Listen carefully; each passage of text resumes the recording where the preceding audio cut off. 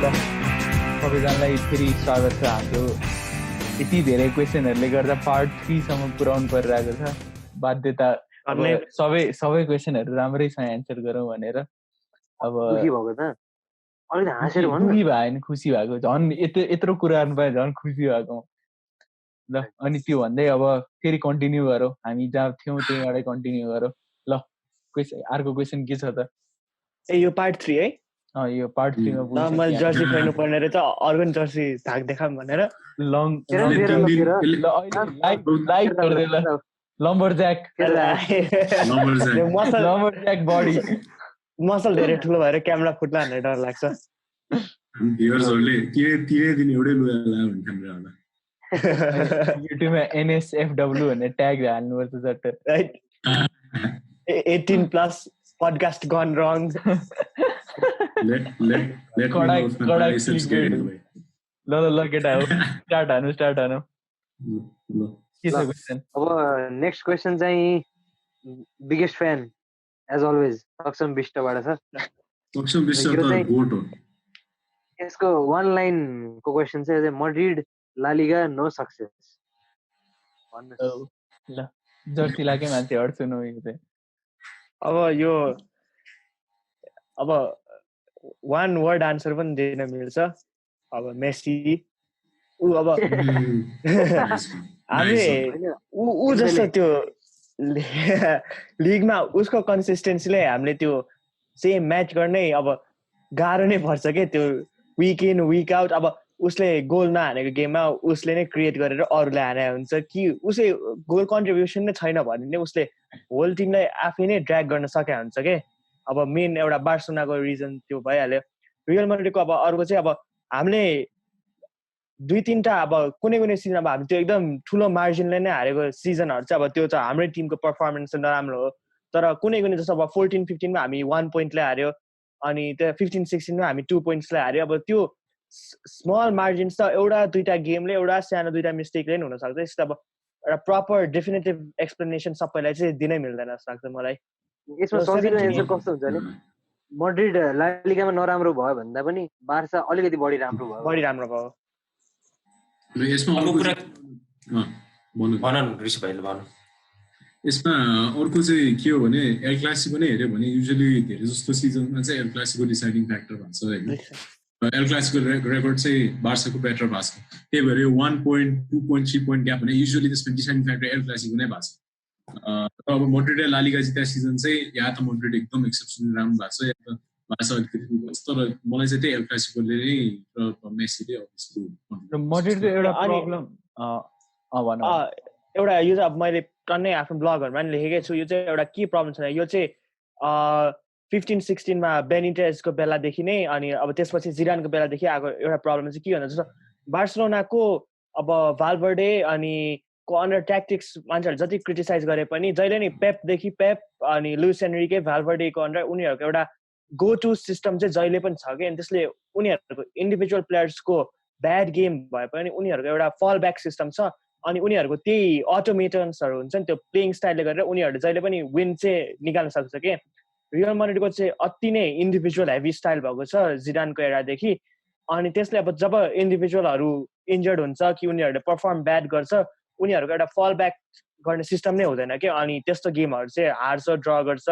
अनि अब त्यस्तो फ्याक्टरहरूले लिगमा हराउँछ रियल मैड्रिडलाई। आई थिङ्क त्यो यसो हेर्ने हो भने पनि के अरे जोजे मोरिनियो पछि अब राफा बेनिटेजको त्यो स्मल टेनर बाहेक रियल मैड्रिडमा कोही पनि म्यानेजर चाहिँ हुन्छ नि एउटा ट्याक्टिकल आइडेन्टिटी भएको म्यानेजर चाहिँ छैन जस्तो लाग्छ। कार्लो एन्सेलोटी पनि ऊ चिनिने नै हुन्छ नि, उसको अगाडि के त्यही अनुसार उसले काम गर्नेमा एकदम चिनिने म्यानेजर।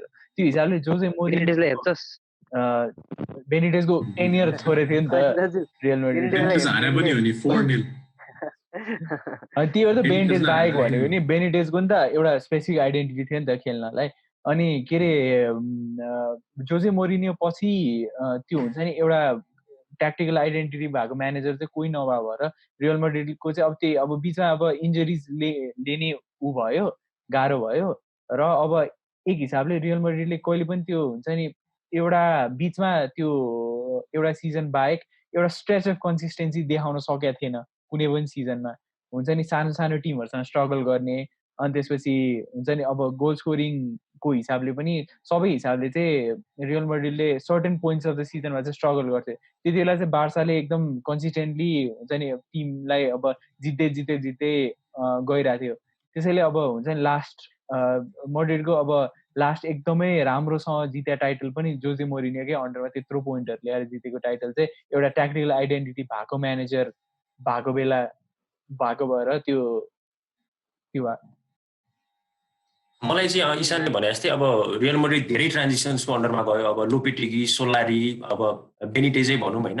अर्को कुरा मलाई के लाग्छ भने जिदानको अन्डरमा चाहिँ रियल मैड्रिडको क्लब कल्चर पनि त्यस्तै हो, तर एकदम इनहेरेन्टली नै च्याम्पियन्स लिगलाई चाहिँ अलिकति प्रायोरिटाइज नै गर्छ जस्तो लाग्छ। किनभने जिदानले रोनाल्डोलाई युसिएलको गेम विकमा त्योभन्दा अगाडिको गेममा रेस्ट गराइरहेको पनि भेटा हुन्थ्यो। त्यही भएर रियल मैड्रिडको चाहिँ यो कुरा पनि यो हो जस्तो लाग्छ मलाई। सिएललाई चाहिँ जहिले पनि लिगभन्दा अलिकति बेसी नै प्रायोरिटी दिने पहिलेदेखि बानी भएकोले गर्दा नि हुन्छ जस्तो लाग्छ। त्यो सिजन भरिमा बार्सा रियलको उसको चाहिँ कस्तो बढी हुन्छ, त्यो हुन्छ नि गेम हारेको चाहिँ कसको बढी हुन्छ? ड्र र त्यसले फरक पार्छ नि एकदमै। यो सिजन हेर्यो भने बार्सा रियल मैड्रिड भन्दा बढी गेम हारेछ जस्तो लाग्छ मलाई।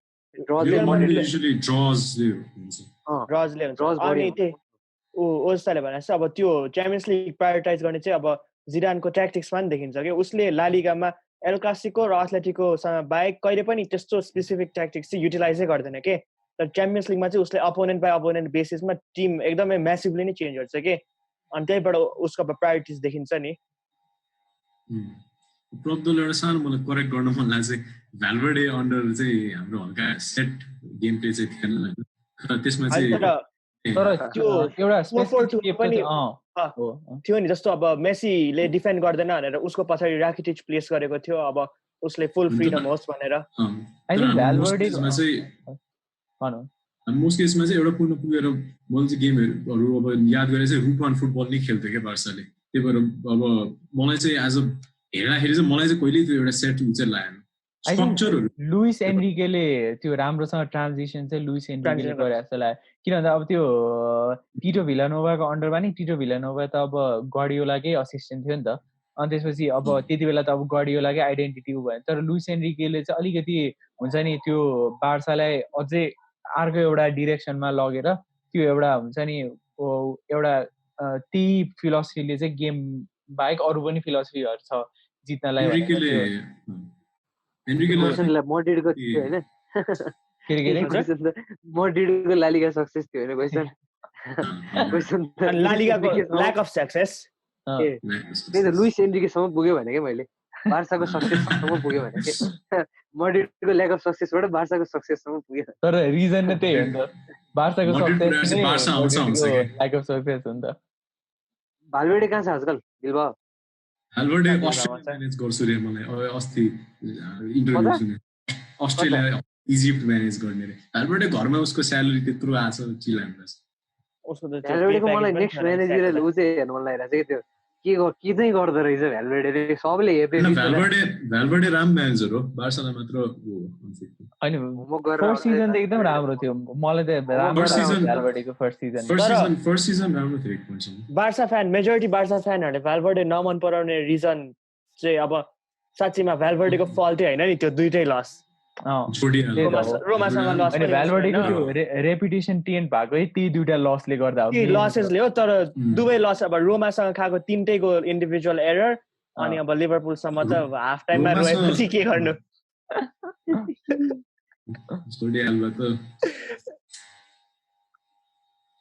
जोडी एल्भा र पीके वाइनाल्डमको हेडरको लागि पीके 6-3 वाइनाल्डम 5-6 लागि धेरै बार्सा लिभरपुल अलिक कुरा नगर्नु ल।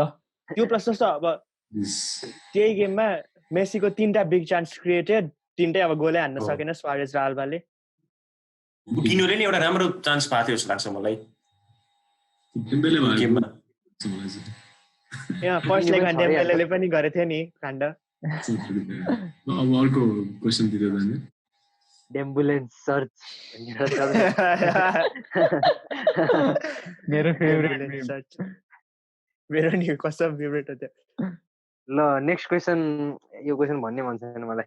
र नेक्स्ट क्वेसन चाहिँ यो सर्वोदय सिंहबाट हो। र यो क्वेसन भनेपछि चाहिँ 15 मिनट जति हामीले ब्रेक लिनुपर्छ। र यो क्वेसन चाहिँ 3 man defence in the premier league हो।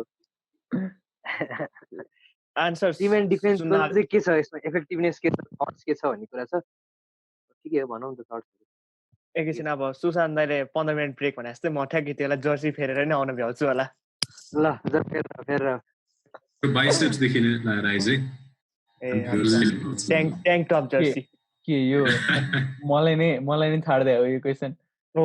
सारी नि 1 इन्ची बढ्छ, तैँले एन्सर सक्नु बेला all yours त्यो अब प्रिमियर लिगमा आई थिङ्क यो डेकेडमा चाहिँ अब सबसे हेभिली ब्याक थ्री युज गरेको म्यानेजर चाहिँ कन्टे नै हो।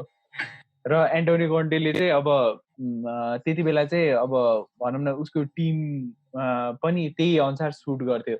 र अब उसले स्टार्ट 4-3-3 ले गरे पनि उसको चाहिँ एउटा जुन 3-4-1-2 जुन खेलाउँछ 3-4-1-2 और 3-4-3 त्यो आइडेन्टिटी चाहिँ अब त्यसले गर्दाखेरि नै उसले चाहिँ अब लिगै जितायो। त्यसपछि धेरै म्यानेजरहरूले ब्याक थ्रीमा सिफ्ट गरेको थियो, वेङ्गरले पनि सिफ्ट गरेको थियो, मोरिनियोले पनि ट्राई गरेको थियो ब्याक थ्री।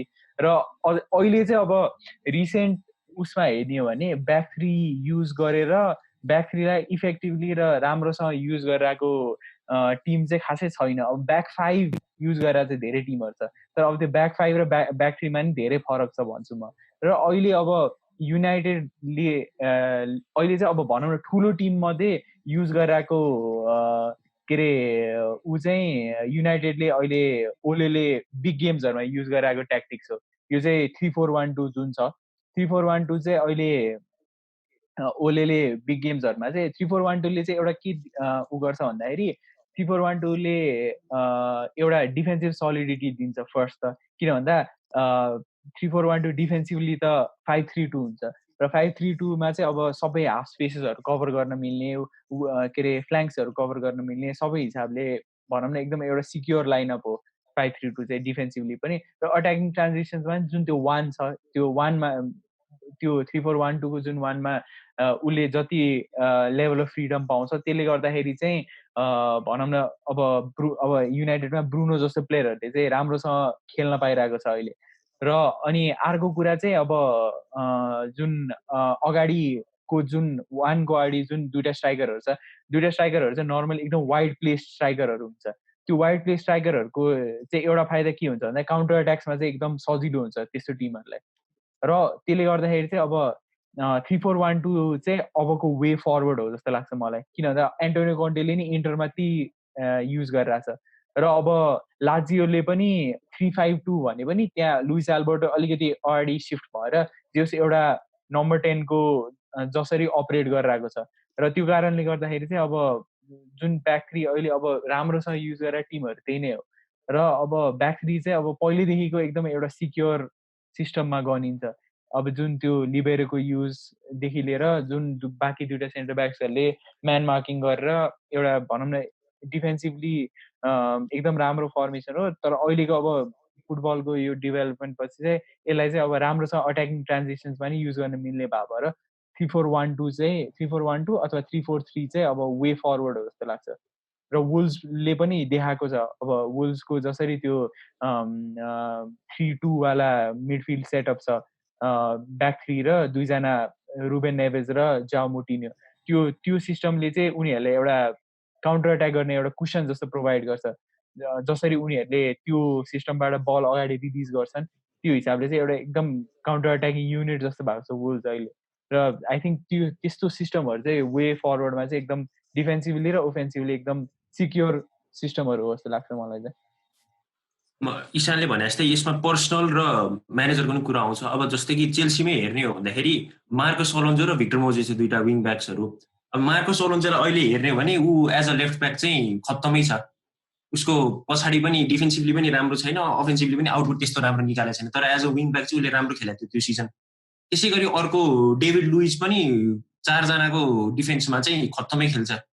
अनि उसलाई त्यो 3 जना 3 म्यान डिफेन्समा चाहिँ अलिकति प्रोटेक्सन भएको थियो र उसले एज अ लिबेरो भनौँ न खेल्दाखेरि चाहिँ उसको त्यति बेला त्यो टाइटल विनिङ सिजनमा चाहिँ 5 लङ बल्स पर गेमको स्ट्याटिस्टिक्स रहेछ त्यो भनेको एकदम राम्रो हो। अब इनकेस चेल्सीले फ्ल्याङ्क्सबाट क्रिएट गरेन भने डेभिड लुइसको थ्रु पनि क्रिएट गरिरहेको थियो भन्न मिल्छ। अनि अर्को कुरा चाहिँ अब मार्कस अलोन्जो लेफ्ट विङ ब्याक खेलेपछि चाहिँ हाजार्डलाई पनि अलिकति डिफेन्सिभ रेस्पोन्सिबिलिटिज अलिकति घटाएको थियो अनि हाजार्डको पोटेन्सियल पनि अलिकति म्याक्सिमाइज भयो। त्यही भएर मलाई चाहिँ यो अलिकति राम्रो म्यानेजर र पर्सनल पनि त्यही अनुसारको भयो भने चाहिँ प्रिमियर यो सक्सेसफुल हुन सक्छ जस्तो लाग्छ। र अहिले यसो हेर्ने भने बुन्डेसलिगामा यो एकदम धेरै युज भइरहेछ। लेभरकुजनले पनि ब्याक थ्री युज गरिरहेछ, डर्टमन्डले नि युज गरिरहेछ, लाइप्जिगले नि युज गरिरहेछ। त्यही भएर अहिले चाहिँ अब मोडर्न म्यानेजरहरूले चाहिँ ब्याक थ्री नै प्रिफर गरिरहेछन् अहिले, र त्यो पनि एउटा प्रमिसिङ साइन जस्तो लाग्छ मलाई ब्याक थ्री। त्यही अब एकचोटि एउटा सानो के अरे अघिको सेगमेन्टमा 15-16 लाई खुब उडाइएको थियो 4-0 हार्यो भनेर, एकचोटि यो देखाइदिइहालौँ 15-16 किटको। अब 3 एट द ब्याकको कुरा चाहिँ अब प्रिमियर लिगमा 3 एट द ब्याक ट्रुली अब स्टार्ट गरेको छ। मलाई चाहिँ 16-17 सिजन जस्तो बढ लाग्छ, त्यही कन्टेले इम्प्लिमेन्ट गरेदेखि स्पर्सले पनि लिन थाल्यो, बिचमा म्यान सिटीले, लिभरपुलले पनि। अब त्यही अब हजुरहरूले भने जस्तै 3 एट द ब्याकको मेन मलाई बेनिफिट लाग्ने भने चाहिँ इफेक्टिभनेस चाहिँ त्यो जहिले पनि उनीहरूले 3 एट द ब्याक खेलाउने टिमले चाहिँ अफेन्सिभ साइडमा पनि ओभरलोड गर्न सक्यो, किनकि फ्रन्ट 3 पनि भयो प्लस 2टा विङ ब्याक प्लस एउटा मिडफिल्डरको लाइसेन्स हुन्छ अगाडि जान, किनकि 3टा सेन्टर ब्याक बसिरहेको हुन्छ। तर अनि डिफेन्सिभ साइडमा पनि त्यो 2टा युजुअली के अरे 3 एट द ब्याक खेलाउने टिमको 2जना मिडफिल्डरहरू युजुअली डिफेन्सिभै खेलाउँछ कि जे भयो भने एनर्जेटिक खेलाइरहेको हुन्छ। अनि जस्तो अब कन्टेले त म्याटिच र कान्टे अब दुवै हाइली डिफेन्सिभ मिडफिल्डर टाइप हामीले सोच्छौँ नि, उसलाई नै खेलाएको थियो। अनि प्लस त्यो 3 सेन्टर ब्याक्स हुन्छ, जस्तै अब इन्डिभिजुअलहरू त्यस्तो राम्रो नभए पनि 3 एट द ब्याकले सेक्युरिटी पनि दिन्छ अनि अफेन्सिभ साइडमा उनीहरूलाई प्योर न्युमेरिकल सुपिरियरिटीले नै चान्स क्रिएट गर्न पनि अलाउ गर्छ जस्तो लाग्छ कि मलाई चाहिँ 3 एट द ब्याकहरूले। Over the course of season कन्टेले बाहेक प्रिमियर लिगमा अहिलेसम्म कसैले पनि त्यो फुल सिजन भरि नै ब्याक थ्री कसैले पनि खेलाएकै छैन होइन। इफेक्टिभ हुन्छ हुँदैन भनेर भन्नलाई अब कन्टेको एउटा देखिया छ, उसले पनि त्यो लगभग 2टा लसेस पछि नै त्यो ब्याक थ्री आफ्नो ब्याक थ्रीमा स्विच गरे। चेल्सी पनि 2टा ब्याक टु ब्याक हारेपछि ब्याक थ्रीमा स्विच गरेर उसले कतिवटा स्ट्रेट ब्याक टु ब्याक कति विन्स नै त्यसको रेकर्ड नै जस्तो भएको थियो, 14-15 थियो होइन। त्यही भएर अब त्यो अब प्रिमियर लिगमा इफेक्टिभ छ छैन भन्नलाई चाहिँ अहिलेसम्म खासै त्यसरी लङ रनमा ट्राई गरेर एउटा कन्टेले मात्र हो। तर अब इफेक्टिभ छ भन्नलाई चाहिँ छ, किनभने अरू अपोनेन्टहरूले युज टु हुन्न नि त ब्याक टु ब्याक खेल्न, किनभने प्रिमियर लिगमा त्यति खेल्दैन। कुनै स्पेसिफिक गेम्सहरूमा त युनाइटेडले कुनै गेम्सहरूमा खेलिरहेको हुन्छ होइन, ओलेले पनि कुनै गेम्समा ट्राई गरिरहेको हुन्छ, ग्वार्डियोलाले आकल झुकल कहिले काहीँ गरिरहेको हुन्छ। अब लिभरपुलले त खासै खेल्दैन, ब्रेन्डन रजर्सले पनि लेस्टर सिटीमा गरिरहेको हुन्छ। त्यो त्यस्तो फुल अन सिजनभरि नै चाहिँ कसैले ट्राई गरेको छैन। तर प्रिमियर लिगमा चाहिँ यो भयो भने चाहिँ इफेक्टिभ नै हुन्छ जस्तो लाग्छ। आई थिङ्क गार्डियोलाले अन पेपर 4-2-3-1 अथवा 4-3-3 भने पनि उसको नर्मली सेप चाहिँ ब्याक थ्रीमै स्विच हुन्छ जस्तो लाग्छ गेम्सहरुमा चाहिँ। यो सिजनको इन्टरमा पनि अब तीनटै सेन्टर ब्याकहरू एकदम राम्रो छ, डेभरी अनि के अरे गोडिन। तर अब मिडफिल्ड अट्याक अनि विङ ब्याकहरू हेऱ्यो भने लुकाकु र लाउटारो बाहेक अब ज्यानुअरीमा एरिक्सन किन नत्र त्यस्तो हामीले ट्रुली एक्सेप्सनल कन्सिडर गर्ने प्लेयर त कोही पनि छैन नि। तर त्यो ब्याक थ्रीले उनीहरूको डेफिसियन्सीलाई चाहिँ मेकअप चाहिँ गर्छ क्या त्यो 3 एट द ब्याक 3-4-3हरूले। लाजियो पनि वर्ल्डमा नै त्यति म्यानेजर्सहरू नै छैन त्यो कन्टिन्युस ब्याक थ्री मात्र आफ्नो आइडेन्टिटी बनाएको म्यानेजरहरू नै एकदम कम छ नि त। कन्टे त स्टिक गरिहाल्यो, कन्टेले जहाँ गयो पनि त्यही स्टिक गर्छ, आफ्नो बेसिक्समै स्टिक गर्छ, त्यसले उसलाई सक्सेस पनि दिइरहेछ। त्यही भएर धेरै एक्सपेरिमेन्ट नि गर्दैन नि त। अब सधैँ त्यो एउटै गेम प्ले भयो नि कन्टेले ब्याक थ्री मात्र खेलाउँछ भनेर क्रिटिसाइज गर्न नि मिल्दैन नि त, किनभने उसले सक्सेस ल्याइरहेको छ नि त त्यही एउटा फर्मेसनले नै। तर अहिले त्यति धेरै म्यानेजर त छैन प्रिमियर लिगमा। अब कोही इटालियन म्यानेजर आएर अब जादु नै गर्यो हुन्छ अहिले। ल अर्को क्वेसनतिर जाने। ल अर्को क्वेसन चाहिँ यो नि सर्वोदय सिंहबाटै हो। यसमा चाहिँ एन्टोनियो डिनाटाले चाहिँ अब अन्डररेटेड हुन्छ नि एउटा प्लेयर, किन हो, कसरी हो, कस्तो प्लेयर हो? को स्टार्ट गर्ने क्वेशन? एन्टोनियो डिनाटाले भनेको हामीले अडियो नै गयो, अडियो गयो। एन्टोनियो डिनाटाले चाहिँ अब भनौँ न एउटा अन्डररेटेड प्लेयर हो नि त, किन ऊ कस्तो थियो भने उसको ब्याकग्राउन्ड अब किन अन्डररेटेड हो भने अब एन्टोनियो डिनाटाले भनेको हामीले फुटबल हेर्न थाल्दाखेरि याद भएको स्ट्राइकर हो, हेर्न थाल्दाखेरिको स्ट्राइकर हो। र उसको एउटा एकदमै इन्ट्रेस्टिङ फ्याक्ट के भन्दाखेरि 2009 देखि 2013 रोनाल्डो र मेस्सीले मात्र ऊ भन्दा बेसी लिग गोल्स गर्न सकेको थियो। अब डिनाटाले युडिनेजबाट खेल्थ्यो र अब युडिनेज भन्ने बित्तिकै अब त्यस्तो फ्रन्ट फुटमा खेल्ने क्लब पनि होइन, चान्सेस पनि क्रिएट गर्न सक्ने लिमिटेड चान्सेसमा त्यो उसले त्यसको गोल स्कोरिङ रेसियो चाहिँ एकदमै राम्रो छ। अनि डी नाटाले पछि चाहिँ उसले लगातार कन्जिक्युटिभ 2 चोटि सेरियाको गोल्डन बुट जितेको थियो। त्यसपछि चाहिँ कुनै पनि प्लेयरले त्यो रिटेन गर्न सकेको छैन, लगातार 2 चोटि गोल्डन कसैले जितेको छैन। त्यही भएर एउटा एस्पेक्टबाट हेर्ने भने ऊ चाहिँ अलिकति अन्डररेटेड नै छ जस्तो लाग्छ मलाई। हामी टटीको जति कुरा गरिन्छ धेरै खेल्यो भनेर उ गरिन्छ, तर गोल स्कोरिङ रेकर्ड मात्रै हेर्ने हो भने 4 सिजन स्ट्रेट 20 गोल्स भन्दा बढी हानेको स्ट्राइकर हो इटलीमा होइन। त्यो एकदमै ठुलो एउटा फिट नै हो। 4 सिजनसम्म 20 गोल भन्दा बढी र 2009-10 र 10-11 सिजनमा त उसले उनी जितिहाल्यो, दुईटा लगातार गोल्डन बुट नै जित्यो। त्यसपछि इटलीको प्लेयर अफ द इयर नि भइसकेको छ भनेपछि त्यो हिसाबले हेर्ने हो भने चाहिँ एउटा अलिकति टिममा चाहिँ अब उडिनेजीबाट खेलेर उसले त्यति रेकग्नेसन पाएन, किनभने युरोपमा त्यति जति इटलीको लिगमा सिरियामा भयो त्यति युरोपमा उसको कन्ट्रिब्युसन त्यति छैन, किनभने उडिनेजी मेनली युरोपा लिग यताउति मात्र भइरहेको थियो। त्यही भएर त्यो हिसाबले चाहिँ ऊ अन्डररेटेड हो। तर उसको स्ट्याट्सहरूलाई अहिले चाहिँ डिनाटाले भनौँ न सिरियाको एउटा डेकोरेटेड प्लेयर्स मध्ये एउटा नै हो कि।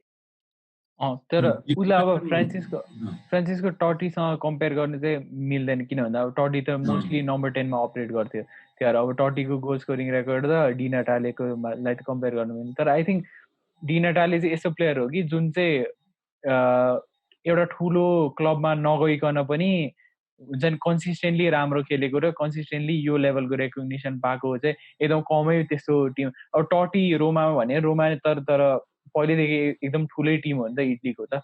तर अब डिनाटाले चाहिँ उडिनेजीमै बसेर र त्यहाँ नै एकदम एउटा हाई प्रोफाइल प्लेयर भएर नछोडेर त्यही क्लबमै बसिरहेको भएर डिनाटाले चाहिँ एकदम एउटा रेयर फुटबल प्लेयर हो जस्तो लाग्छ मलाई चाहिँ। मलाई चाहिँ डिनाटालेको एउटा एकदम अन्डररेटेड एस्पेक्ट अथवा जुन उसले सर्कमस्टेन्सले ह्यान्डल गरेछ त्यो चाहिँ युडिनेजीमा मैले जबसम्म याद भएसम्म 2टा स्ट्राइकर खेलाउने सिस्टम थियो होइन। र डिनाटालेको एक जमानामा एलेक्सिस सेन्चेस अनि एकताका लुइस मिरेल थियो र उनीहरू दुवैले छाडिसकेपछि पनि डिनाटाले त्यही त्यो नम्बर्स ऱ्याकअप गर्यो र कन्सिस्टेन्ट पर्फर्मेन्स दियो होइन। त्यो चाहिँ अन्डररेटेड एउटा एस्पेक्ट लाग्यो। अर्को चाहिँ अब डिनाटालेको नेसनल टिमलाई पनि युरो 2012 मा डिनाटालेको राम्रो पर्फर्मेन्स, मारियो बालोटेलीको पर्फर्मेन्सले अभियसली त्यो अलिकति ओभरस्याडो गर्न सक्छ, तर ग्रुप स्टेजेसमा चाहिँ डिनाटाले चाहिँ एकदम राम्रो थियो युरो 2012 मा। त्यही भएर के हो त।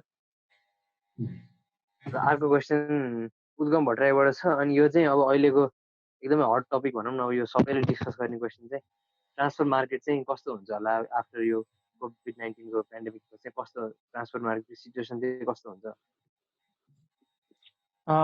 यो चाहिँ मैले अलिक इन्टेन्सिभली नै पढेको छु। एउटा अब यो अरूहरूलाई पनि यो राम्रो हुन्छ। एउटा म्याट विल्स WILTSE भन्ने छ कि अब ऊ चाहिँ रियल मैड्रिड स्पेसिफिक राइटर हो, तर उसले एकदम इनडेप्थ आर्टिकलहरू एउटा लेखेको थियो कि अब के भन्दा अब यो रेभेन्यू स्ट्रिम कोभिड-19ले गरेर फुटबल स्टप भएको भएर चाहिँ क्लबहरूको रेभेन्यू स्ट्रिम यति घटेको हुन्छ अरे कि यो इयर उनीहरूले अब कन्टिन्युअल फङ्सनिङको लागि मात्रै पैसा हुन्छ अरे कि। त्यसले अब यो समर अब नेक्स्ट अब आउने ट्रान्सफर मार्केटमा 80 मिलियन पाउन्ड्स भन्दा ठुलो ट्रान्सफर चाहिँ एक्सपेक्टै नगर्नु भनेको छ कि उसले। अनि त्यस्तो हुनलाई पनि कि अब 80 मिलियन पाउन्ड्सको पनि हुनलाई कि त्योभन्दा बढी हुनलाई चाहिँ कि उनीहरूले आफ्नै एउटा एकदम हाई प्रोफाइल डिपार्चर गराउनु पर्यो, अनि त्यसरी मात्रै सक्छ अरे। नत्र भए यो अब कि उसको प्रेडिक्सन अनुसार चाहिँ, अनि उसले अब एकदम लजिकली नै एनालाइज गरेको छ कोभिडले गरेर भएको रिपरकसनहरूले गरेर अब यो फाइनेन्स स्ट्रिम घटेर अब 2021 सम्मै प्रोबेबली स्टेडियममा फ्यानहरू आउन दिँदैन, उनीहरूको म्याच डे रेभेन्यू पनि कट अफ हुन्छ। त्यसले अब प्री नेमार त्यो नेमारको 200 मिलियन पाउन्डको ट्रान्सफर अगाडिको जस्तो थियो ट्रान्सफर मार्केट त्यसमै रिसेट हुने चाहिँ मोस्ट लाइकली हो अरे कि अब उसको एनालिसिस अनुसार चाहिँ। आई थिङ्क अब मोस्ट क्लबहरूको चाहिँ त्यो जुन क्लबहरूको अब भनौँ न क्यास रेभेन्यू छैन र अब भनौँ न के अरे अब जस्तै युनाइटेड, अब मलाई चाहिँ अब युनाइटेडको सिनारियो चाहिँ मैले अब राम्रोसँग पढायो भएर युनाइटेडको चाहिँ अब मोस्टली यो रेभेन्युजहरू चाहिँ लिक्विड छ भन्नाले अब रेभेन्युजहरू चाहिँ मोस्टली अब चलाउन मिल्ने नै सिचुएसनमा भएको कारणले गर्दाखेरि चाहिँ अब युनाइटेडले चाहिँ यो पेन्डेमिकको चाहिँ राम्रोसँग युटिलाइज गर्न सक्छ भनेर सोक्साले आफै भनेको छ। त्यो चाहिँ अब मेन चाहिँ अब युनाइटेडले यो पास्ट फ्यु इयर्स हेभिली स्पोन्सरसिपमा फोकस गरे भएर र अब भनौँ न एकदम कमर्सियलाइज गरे भएर क्लबलाई चाहिँ एकदम धेरै रेभेन्युजहरू आएको छ र त्यो रेभेन्यू पुललाई चाहिँ युनाइटेडले अहिलेको बेला चाहिँ सक्सेसफुली युटिलाइज, किन भन्दा अब सिचुएसन चेन्ज भयो नि त्यो रेभेन्यू त अलरेडी एक्जिस्ट गर्छ नि त।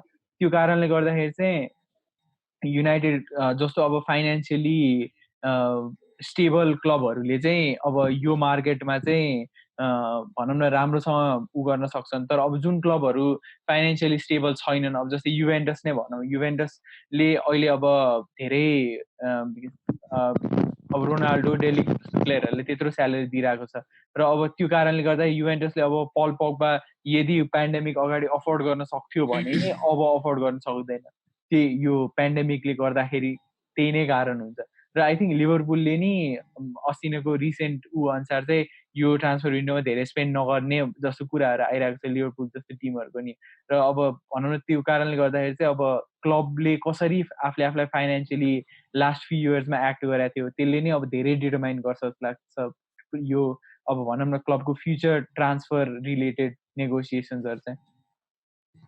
अनि अर्को पोसिबल चाहिँ अब मलाई लाग्ने चाहिँ अन्त अब एउटा पोसिबल डोमिनो इफेक्ट हुनसक्छ अरे कि, जस्तो अब क्लबहरूले त्यो सानो क्लबहरूले आफ्नो अब जसरी पनि फाइनेन्सेस बढाउनको लागि, जस्तो अब उनीहरूले पहिला एउटा सानो क्लबमा हाइली पर्फर्मिङ प्लेयरलाई उनीहरूले 60 मिलियनलाई भ्याल्यु गरेको थियो भने उनीहरूले क्विक डिल गर्न र पैसा कमाउन उनीहरूले जस्तो अब 40 मिलियनलाई बेच्न सक्छ त्यो प्लेयर। अनि जस्तो अब 60 मिलियनको प्लेयर 40 मिलियनमा झरेपछि अब कन्टिन्युअली त्यो एउटा डोमिनो इफेक्ट जस्तो हुन्छ नि।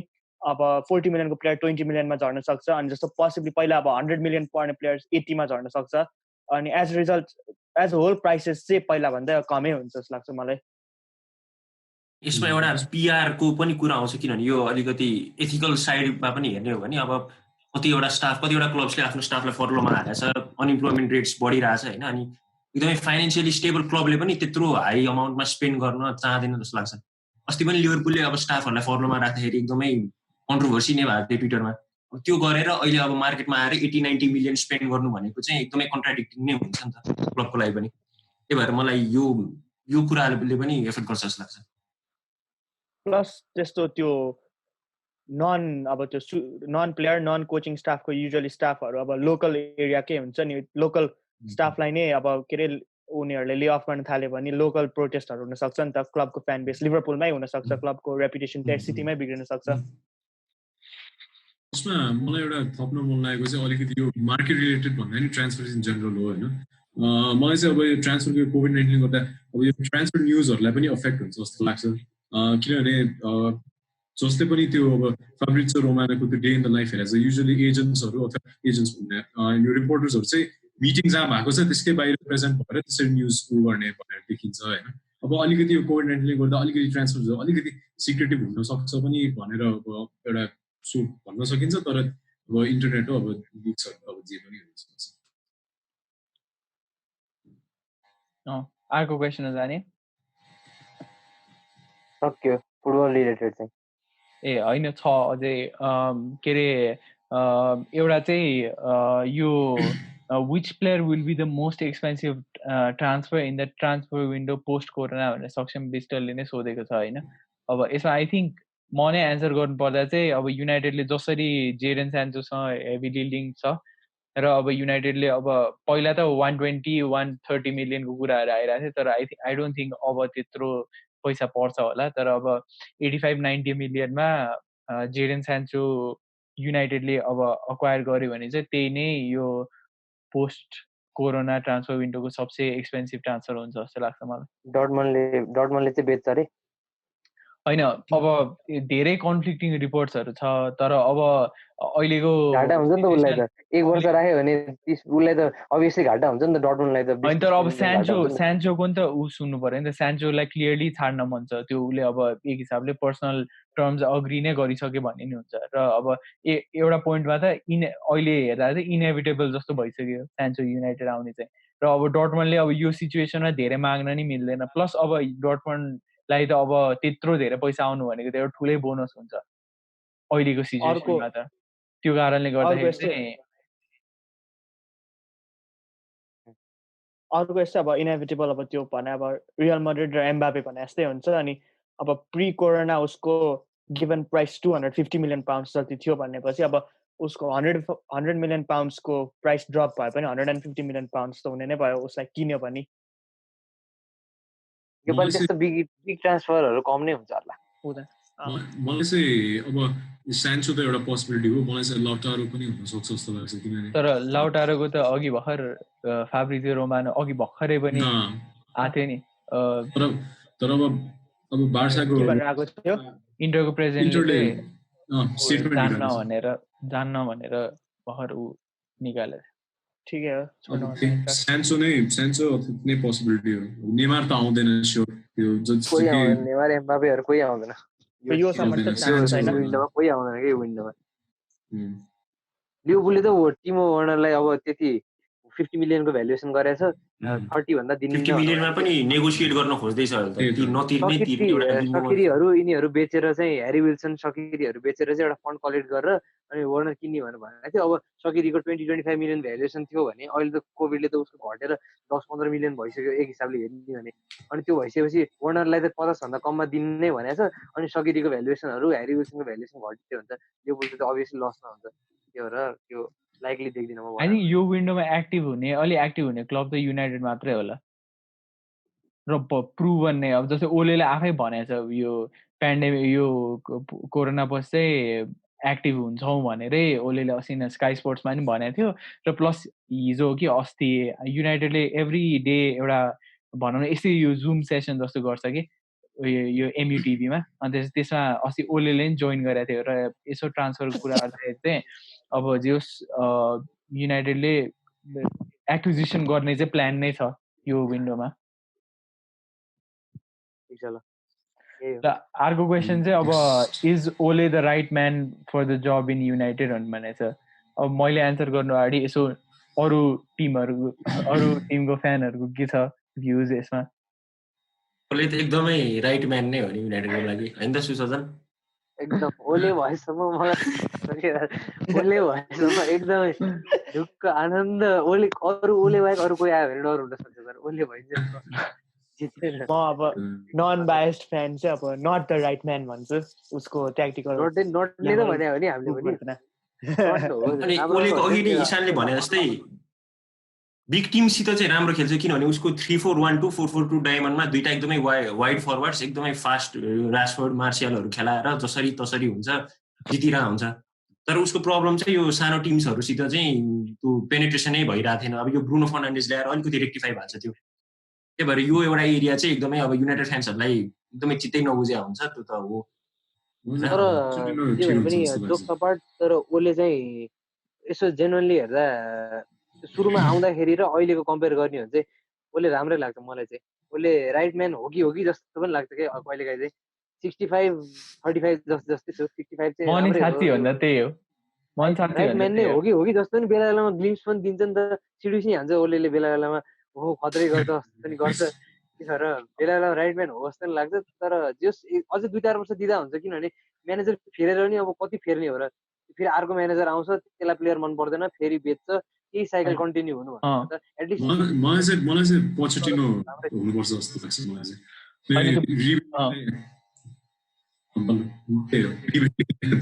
होइन त्यो यस्तो हो अब मलाई नि अब अर्लियर त पोचेटिनो यो सिजन अगाडि चाहिँ मलाई पोचेटिनो ओलेलाई ऊ चाहिँ कन्ट्र्याक्ट नदिएर पोचेटिनोलाई ल्याएको भए हुन्थ्यो भन्ने सोच्ने हो तर अब ओजसले भने जस्तै युनाइटेड बिग गेम्समा चाहिँ एकदम राम्रोसँग पर्फर्म गर्थ्यो जुन टिमहरूले स्पेस दिन्थ्यो युनाइटेडलाई त्यो स्पेसमा चाहिँ राम्रोसँग काउन्टर अट्याक गर्थ्यो र आई थिङ्क यो काउन्टर अट्याकिङ जुन स्टाइल छ त्यो चाहिँ फर्गसनसँग नि एकदम मिल्छ किन भन्दा फर्गसन पनि भनौँ न एक हिसाबले एकदमै एउटा फास्ट हाई टेम्पो फुटबल र काउन्टर अट्याक्समा एकदम रिलाइ गर्ने टिम हो तर फर्गसनको केसमा चाहिँ उसको पेनेट्रेसन पनि उस्तै हुन्थ्यो अब रोनाल्डो जस्तो विङ्गर्सहरू थियो फर्गसनसँग नानी जस्तो विङ्गर्सहरू थियो जो चाहिँ ड्रिबल हेभी विङ्गर्सहरूले गर्दाखेरि फर्गसनलाई पेनेट्रेसनमा कहिले ऊ भएन प्लस पल स्कोल्स जस्तो मिडफिल्डरहरू थियो तर अब अहिलेको केसमा चाहिँ पेनेट्रेसनको ठुलो प्रब्लम थियो स्पेसली लो ब्लक खेल्ने साइडहरूसँग तर अब यो ब्रुनो अनि पोग्बाको एडिसन र यदि स्यान्चो आयो भने स्यान्चोको एडिसनले गर्दाखेरि चाहिँ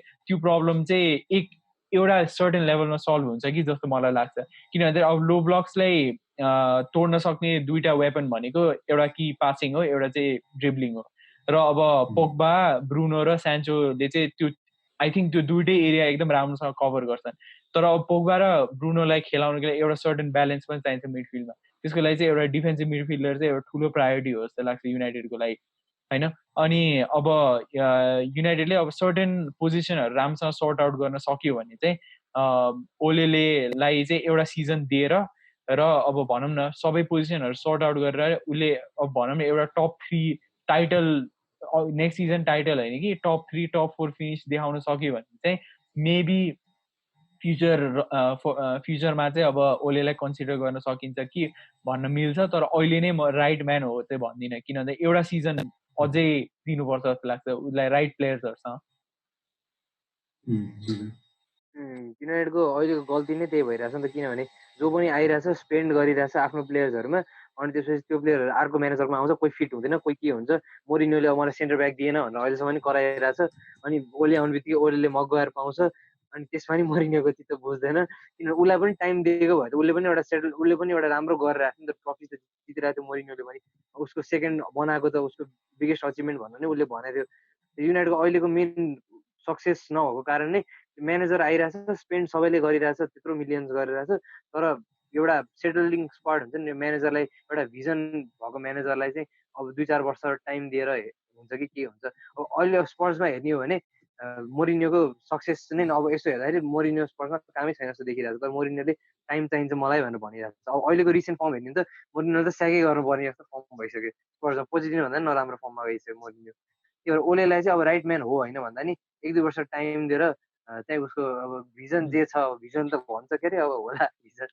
भनेको एउटा केही न केही त त्यसलाई चाहिँ जस्ट कन्टिन्युटी दिनुपर्छ जस्तो लाग्छ मलाई ल अब यो फुटबल क्वेसनहरू चाहिँ यतिमै टुङ्गाइदिउँ अनि अब नन फुटबल क्वेनेलाई चाहिँ अब एउटा छुट्टै सेगमेन्ट गरौँ ल र अब फुटबल क्वेसन्सहरू चाहिँ फाइनली सक्यो र आई थिङ्क हामीले धेरै राम्रो डिस्कसन्सहरू गरे जस्तो लाग्छ यो एपिसोडको लागि र त्यही हो हाम्रो च्यानल सब्सक्राइब गरिदिनु होला र नेक्स्ट पार्टलाई कुर्नु होला ल बाई बाई